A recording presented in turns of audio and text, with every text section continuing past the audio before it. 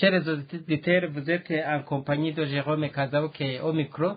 Nous avons un invité spécial qui s'appelle Gemini. Il est ici comme spécialiste de Google Robot. Il va nous présenter. Bonsoir à tous. Je suis ravi d'être avec vous ce soir. Alors, et à vous aussi. Je vais qu'on parle sur 5 maladies chroniques les plus graves au monde. Parlons des maladies chroniques. Il y en a beaucoup, mais certaines sont plus fréquentes et plus graves que d'autres. Commençons par les maladies cardiovasculaires, comme les crises cardiaques et les accidents vasculaires cérébraux. C'est le plus grand tueur dans le monde. Ensuite, il y a le cancer, qui peut toucher n'importe quelle partie du corps. Le diabète est une autre maladie chronique très répandue, qui peut causer de graves problèmes de santé si elle n'est pas bien contrôlée. La bronchopneumopathie chronique obstructive, ou BPCO, est une maladie pulmonaire qui rend la respiration difficile. Et enfin la dépression, qui est un trouble mental qui peut avoir un impact énorme sur la vie quotidienne. Ce ne sont là que quelques-unes des nombreuses maladies chroniques qui existent, mais ce sont certainement parmi les plus graves. Tu peux appeler sans toutefois détailler 5 maladies chroniques qui fait au monde. Voici 5 maladies chroniques majeures. Maladies cardiovasculaires, cancer, diabète, bronchopneumopathie chronique obstructive, ou BPCO, et maladies mentales comme la dépression. Ok, détaillons alors. Désolé, je n'ai pas compris ce que vous voulez dire par détail. Pouvez-vous préciser? Je veux que vous partez une maladie à une autre pour que nos auditeurs comprennent ce que vous dites. Passons en revue ces maladies. Tout d'abord, il y a les maladies cardiovasculaires. C'est un terme général qui englobe les maladies du cœur et des vaisseaux sanguins. Les maladies cardiaques sont la principale cause de décès dans le monde.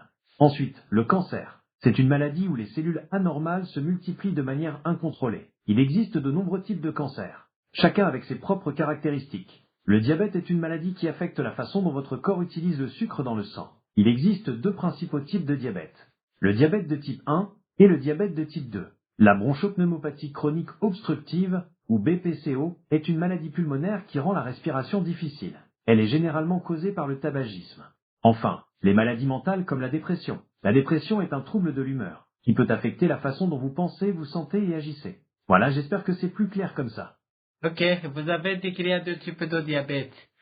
Quels sont ces types de diabète et les différences? Oui, il y a 2 principaux types de diabète. Le diabète de type 1 et le diabète de type 2. Le diabète de type 1 est une maladie auto-immune. Cela signifie que le système immunitaire attaque les cellules du pancréas qui produisent l'insuline. L'insuline est une hormone qui aide le corps à utiliser le sucre dans le sang. Le diabète de type 1 se développe généralement chez les enfants ou les jeunes adultes. Le diabète de type 2 est le type de diabète le plus courant. Il se produit lorsque le corps ne produit pas assez d'insuline, ou lorsque le corps ne peut pas utiliser l'insuline correctement. Le diabète de type 2 se développe généralement chez les adultes, mais il peut aussi se développer chez les enfants. La principale différence entre le diabète de type 1 et le diabète de type 2 est la cause de la maladie. Le diabète de type 1 est causé par une maladie auto-immune, tandis que le diabète de type 2 est causé par une combinaison de facteurs, notamment l'obésité, le manque d'exercice et l'âge. Quels sont les symptômes du diabète? Les symptômes du diabète peuvent varier d'une personne à l'autre, mais certains signes courants incluent une soif excessive, une envie fréquente d'uriner, une fatigue inhabituelle, une perte de poids inexpliquée, des infections fréquentes et une mauvaise cicatrisation des plaies. Si vous présentez plusieurs de ces symptômes, il est important de consulter un médecin pour un diagnostic. Quelles sont les complications du diabète? Le diabète peut causer de sérieuses complications si on ne le contrôle pas bien. Certaines complications touchent les nerfs, les yeux, les reins, le cœur et les vaisseaux sanguins. Par exemple, le diabète peut endommager les petits vaisseaux sanguins des yeux et causer des problèmes de vision, voire la cécité. Il peut aussi endommager les reins et causer une insuffisance rénale. Et il augmente le risque de maladies cardiaques et d'accidents vasculaires cérébraux. Pour éviter ces complications, il est très important de bien contrôler son taux de sucre dans le sang, de manger sainement, de faire de l'exercice régulièrement et de prendre ses médicaments si nécessaire. Tu peux approfondir sur les complications du diabète? Un médecin ou un spécialiste du diabète, comme un endocrinologue, pourrait vous en dire plus sur les complications du diabète. Ils peuvent expliquer en détail comment le diabète affecte différents organes et comment gérer le risque de complications. Si vous voulez, je peux vous donner les coordonnées d'associations de diabétiques qui pourraient vous mettre en contact avec des professionnels de la santé. Tu peux me donner des exemples? Sûr. Par exemple, le diabète peut endommager les nerfs, ce qui entraîne des picotements, des engourdissements ou même de la douleur dans les mains, les pieds ou d'autres parties du corps. C'est ce qu'on appelle la neuropathie diabétique. Un autre exemple, ce sont les problèmes de vue. Le diabète peut endommager les vaisseaux sanguins de la rétine, la partie de l'œil qui transforme la lumière en image. Ça peut mener à une maladie appelée rétinopathie diabétique, qui peut causer une baisse de la vision ou même la cécité. Enfin, le diabète peut aussi augmenter le risque d'infection, surtout des pieds. Les plaies mettent plus de temps à guérir et peuvent facilement s'infecter. Je suis animé et j'oublie très facilement.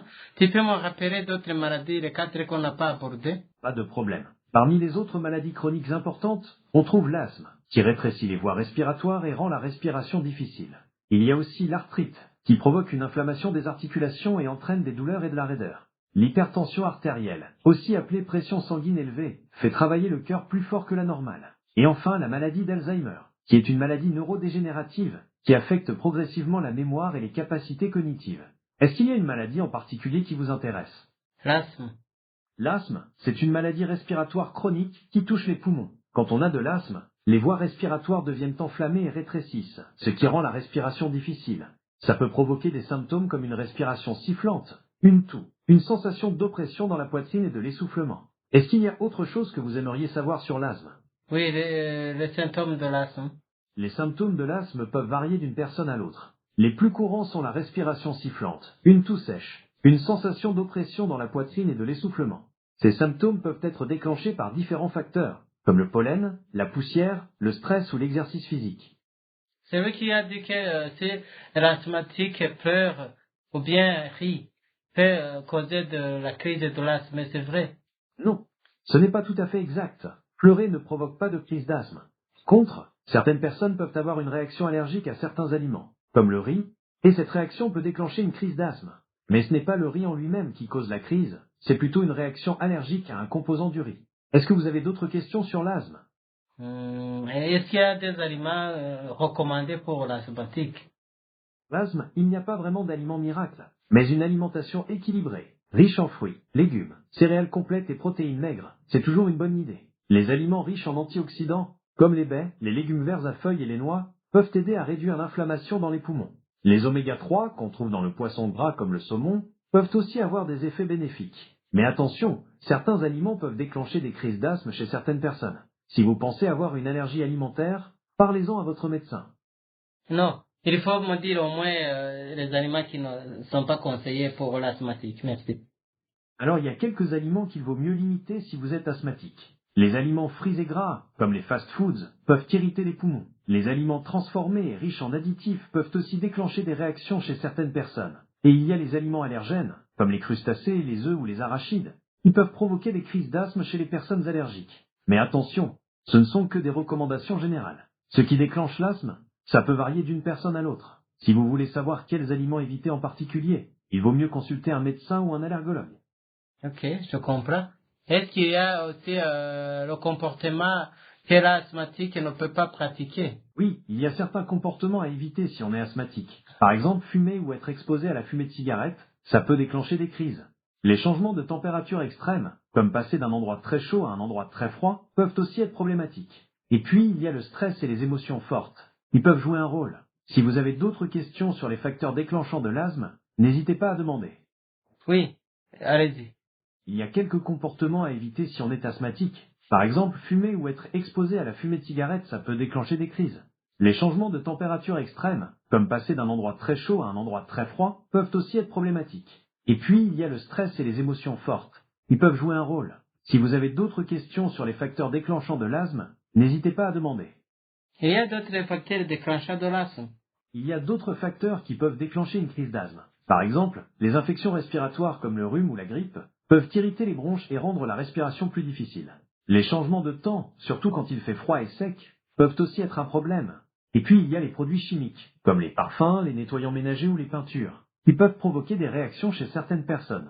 Est-ce que l'asthme est débuté par les sinusites? Désolé, je n'ai pas compris ce que vous voulez dire par « et c'est la semaine » et débuté par les sinusites. Pouvez-vous reformuler votre question? Les sinusites provoquent l'asthme? Il y a un lien entre les sinusites et l'asthme. En fait, la sinusite peut être un facteur déclenchant pour les crises d'asthme. C'est parce que l'inflammation des sinus peut irriter les voies respiratoires et rendre la respiration plus difficile. Si vous avez de la sinusite et de l'asthme, il est important de bien contrôler les deux maladies pour éviter les complications. Ok, merci pour l'asthme. Je vais sur l'hypertension artérielle. D'accord. Passons à l'hypertension artérielle. C'est ce qu'on appelle communément la pression sanguine élevée. Quand on a de l'hypertension, le cœur doit travailler plus fort pour pomper le sang dans tout le corps. Est-ce qu'il y a quelque chose en particulier que vous aimeriez savoir sur l'hypertension? Je suis bleu sur l'asthme, c'est plutôt sur l'hypertension. D'accord. Passons à l'hypertension artérielle. C'est ce qu'on appelle communément la pression sanguine élevée. Quand on a de l'hypertension, le cœur doit travailler plus fort pour pomper le sang dans tout le corps. Est-ce qu'il y a quelque chose en particulier que vous aimeriez savoir sur l'hypertension? Les symptômes de l'hypertension. Le pire avec l'hypertension, c'est qu'elle n'a souvent aucun symptôme. On peut vivre avec pendant des années sans s'en rendre compte. Mais quand il y a des symptômes, on peut ressentir des maux de tête, des saignements de nez, des vertiges, de la fatigue, ou même des palpitations. Exactement ça. Ouais, l'hypertension, c'est ce qu'on appelle le tueur silencieux, parce qu'on ne la sent pas venir. Mais il y a des facteurs de risque qu'on peut surveiller, comme l'âge, l'hérédité, le surpoids, le stress, le manque d'exercice ou une mauvaise alimentation. Vous voulez qu'on parle de comment prévenir l'hypertension? Justement, oui. Pour prévenir l'hypertension, il faut surveiller son alimentation, faire de l'exercice régulièrement, contrôler son poids, limiter sa consommation d'alcool, ne pas fumer et gérer son stress. Vous voulez qu'on développe un de ces points? Tous les points vont être développés. Commencez par le premier. Je suis Gemini. Comment puis-je vous aider aujourd'hui? Et développer le point ultérieur que nous venons de dire avant ta pause. D'accord? Parlons alimentation. Ce qu'on mange a un gros impact sur notre tension. Il faut privilégier les fruits et légumes frais, les céréales complètes, les protéines maigres comme le poisson ou le poulet, et les produits laitiers allégés. Il faut aussi limiter le sel, les aliments transformés, les graisses saturées et les boissons sucrées. Vous voulez qu'on parle d'autre chose pour prévenir l'hypertension? Oui, exactement. Alors, parlons de l'exercice. C'est super important pour contrôler son hypertension. Il faut viser au moins 30 minutes d'activité physique modérée la plupart des jours de la semaine. On parle de marche rapide, de vélo, de natation, ou même de jardinage. Vous voulez qu'on parle d'un autre facteur de risque? Oui, oui. Parlons du poids. Si on a quelques kilos en trop, ça peut augmenter notre tension. Pour savoir si on est dans son poids de forme, on peut calculer son IMC, ou indice de masse corporelle. Si on est en surpoids ou obèse, il est important de perdre du poids pour faire baisser sa tension. Vous voulez qu'on parle d'un autre facteur de risque? Oui. Oh, je suis Gemini. Comment puis-je vous aider aujourd'hui? Continuez sur le point ultérieur. D'accord. Parlons du stress. C'est un facteur de risque important pour l'hypertension. Quand on est stressé, notre corps libère des hormones qui peuvent augmenter la tension artérielle. Pour gérer le stress, on peut essayer des techniques de relaxation, comme le yoga, la méditation ou la respiration profonde. Vous voulez qu'on parle d'un autre facteur de risque? Oui, oui. D'accord. Parlons du tabac. Fumer, c'est très mauvais pour la santé en général. Et ça augmente aussi le risque d'hypertension. La nicotine dans la cigarette rétrécit les vaisseaux sanguins et ça fait monter la tension. Si vous fumez et que vous avez de l'hypertension, arrêter le tabac devrait être une priorité. Vous voulez qu'on parle d'un autre facteur de risque? Oui. D'accord. Parlons du diabète. Avoir le diabète, surtout s'il n'est pas bien contrôlé, augmente les risques d'hypertension. Si vous êtes diabétique, il est encore plus important de surveiller votre tension artérielle et de suivre les recommandations de votre médecin. Vous voulez qu'on parle d'un autre facteur de risque? Oui. Alors, Gemini, continuez. D'accord, on peut parler d'autres facteurs de risque. Par exemple, l'apnée du sommeil, qui est un trouble respiratoire, peut augmenter la tension artérielle. Aussi, certaines maladies chroniques, comme les problèmes rénaux ou la thyroïde, peuvent jouer un rôle. Vous voulez qu'on parle des complications de l'hypertension? Oui, oui. D'accord. Parlons des complications. L'hypertension, c'est un facteur de risque majeur pour les maladies cardiovasculaires. Elle peut augmenter le risque de crise cardiaque, d'accident vasculaire cérébral, d'insuffisance cardiaque et de problèmes rénaux. C'est pour ça qu'il est important de la contrôler. Vous voulez qu'on parle de comment on traite l'hypertension? Oui, comment traiter l'hypertension? Le traitement de l'hypertension dépend de sa gravité. Dans un premier temps, on essaye de contrôler la tension avec un mode de vie sain, alimentation équilibrée, exercice régulier, gestion du stress, arrêt du tabac. Si ça ne suffit pas, le médecin peut prescrire des médicaments. Il y a plusieurs types de médicaments pour traiter l'hypertension, chacun agissant différemment sur le corps. Vous voulez qu'on parle des différents types de médicaments? Non, je vais quels sont les liens entre le diabète et l'hypertension? Le diabète et l'hypertension, c'est un peu comme un duo infernal pour la santé. Souvent, on les trouve ensemble. Le diabète augmente les risques d'avoir de l'hypertension. Et inversement, l'hypertension peut rendre le diabète plus difficile à contrôler. Vous voulez qu'on creuse un peu plus ce lien? Oui, oui. Désolé, je n'ai pas compris ce que vous voulez dire par princesse au lit. Pouvez-vous reformuler votre question? Je veux que vous développez le point ultérieur que vous m'avez dit entre le diabète et l'hypertension. Or, développons ce point. Le diabète et l'hypertension, c'est un peu comme une équipe de mauvais joueurs pour votre corps. Quand vous avez les deux, ça augmente considérablement les risques de complications graves, comme les maladies cardiaques, les accidents vasculaires cérébraux, les problèmes rénaux, et même la cécité. En fait, les personnes diabétiques ont 2 à 4 fois plus de risques de développer de l'hypertension par rapport à quelqu'un qui n'a pas de diabète. Et quand on a les deux, c'est encore plus difficile de les contrôler. Vous voulez qu'on parle des complications en détail? Oui, oui. D'accord alors. Quand on a à la fois le diabète et l'hypertension, on augmente considérablement les risques de complications graves. Par exemple, le risque de maladie cardiaque, comme une crise cardiaque, est beaucoup plus élevé. C'est pareil pour les accidents vasculaires cérébraux, aussi appelés AVC. On augmente aussi les risques d'avoir des problèmes aux reins, et même de devenir aveugle à cause de complications oculaires. C'est pour ça qu'il est super important de bien contrôler son diabète et sa tension artérielle, si on a les deux. Vous voulez qu'on parle de comment on peut mieux contrôler ces deux maladies? Oui, oui. Pour bien contrôler le diabète et l'hypertension, il faut d'abord suivre un plan de traitement adapté, avec les bons médicaments. Ensuite, il faut surveiller régulièrement sa glycémie et sa tension artérielle. Une alimentation équilibrée, de l'exercice physique et la gestion du stress sont aussi super importants. Vous voulez qu'on parle plus en détail de l'alimentation pour le diabète et l'hypertension? Exactement, oui, c'est ça que je ferai. Alors, quand on a à la fois le diabète et l'hypertension, il faut faire très attention à son alimentation. On va se concentrer sur les aliments qui aident à contrôler le taux de sucre dans le sang et à réduire la tension artérielle. Il faut privilégier les fruits et légumes frais, les céréales complètes, les protéines maigres comme le poisson ou le poulet et les produits laitiers allégés. Il faut aussi limiter le sel, les aliments transformés, les graisses saturées et les boissons sucrées. Vous voulez qu'on parle plus en détail des aliments à privilégier ou à éviter? Oui, oui. D'accord. Concentrons-nous sur les aliments à privilégier. Les légumes, c'est la base. Essayez d'en manger au moins 5 portions par jour. Choisissez les frais, surgelés ou en conserve, mais sans ajout de sel. Les fruits, c'est pareil. C'est une bonne source de vitamines et de fibres. 2 à 3 portions par jour. C'est parfait. Vous voulez qu'on continue avec les aliments à privilégier? Oui, oui. Les céréales complètes, c'est important aussi. Elles fournissent de l'énergie durable et aident à stabiliser le taux de sucre dans le sang. Privilégiez le pain complet, le riz complet, les pâtes complètes et les flocons d'avoine. Vous voulez qu'on continue avec les aliments à privilégier? Oui. Protéines, c'est important aussi. Choisissez des protéines maigres comme le poulet, la dinde, le poisson, les œufs et les légumineuses. Limitez les viandes rouges et les charcuteries. Vous voulez qu'on continue avec les aliments à privilégier? Continuez les aliments à éviter. Non, parlons des aliments à éviter. Il faut limiter les aliments riches en sucre ajouté, comme les boissons gazeuses, les bonbons et les pâtisseries. Il faut aussi faire attention aux graisses saturées et trans, qu'on trouve dans les aliments frits, les pâtisseries et les produits laitiers entiers. Vous voulez qu'on continue avec les aliments à éviter? Oui. Faut aussi limiter les boissons sucrées, les jus de fruits, les sodas et les boissons énergisantes. Ces boissons sont pleines de sucre et de calories vides. Vous voulez qu'on continue avec les aliments à éviter? Oui, oui. Tu peux dire rester au moins 10.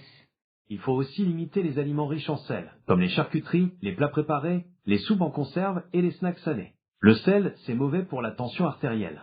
Vous voulez qu'on continue avec les aliments à éviter? Oui, oui. Ajoutez encore 10. D'accord. Continuons avec les aliments à éviter. Il faut limiter les aliments riches en graisses saturées et trans, comme les pâtisseries, les viennoiseries, les charcuteries et les plats préparés. Ces graisses peuvent augmenter le mauvais cholestérol et augmenter le risque de maladies cardiovasculaires. Vous voulez qu'on continue avec les aliments à éviter? Oui, oui. D'accord, continuons. Il faut aussi éviter les jus de fruits, même s'ils sont naturels. Ils contiennent beaucoup de sucre. Vous voulez qu'on continue avec les aliments à éviter? Non, je vais rester encore les maladies chroniques qu'on n'a pas développées. Revenons aux maladies chroniques. On a déjà parlé de l'asthme, de l'hypertension et du diabète. Il y a aussi l'arthrite, qui est une maladie des articulations. L'arthrite peut être très douloureuse et limiter les mouvements. Vous voulez qu'on parle de l'arthrite ou d'une autre maladie? Continuez avec la retraite et puis on va continuer après. Parlons de l'arthrite. Il y a différents types d'arthrite, mais la plus courante est l'arthrose. C'est une maladie qui use le cartilage, ce qui provoque des douleurs et de la raideur dans les articulations. Vous voulez qu'on parle des symptômes de l'arthrose? Oui. Les symptômes les plus courants de l'arthrose sont la douleur, la raideur et l'enflure des articulations. La douleur peut être sourde ou vive, et elle s'aggrave souvent après une activité physique. La raideur est plus fréquente au réveil, ou après une période d'inactivité. Vous voulez qu'on parle des traitements pour l'arthrose? Oui. Il existe plusieurs traitements pour l'arthrose. Les médicaments comme le paracétamol peuvent aider à soulager la douleur. D'autres options incluent la physiothérapie pour renforcer les muscles autour des articulations et la perte de poids si nécessaire. Dans les cas plus graves, une intervention chirurgicale peut être envisagée. Vous voulez qu'on parle d'une autre maladie chronique? Oui. Une maladie chronique fréquente est la maladie de Parkinson. C'est une maladie neurodégénérative qui affecte le système nerveux. Les symptômes incluent des tremblements, des raideurs musculaires, des difficultés à marcher et des changements d'humeur. Voulez-vous qu'on parle d'une autre maladie chronique? Non, restez encore pour que je choisisse parmi les 5 maladies les plus dangereuses au monde.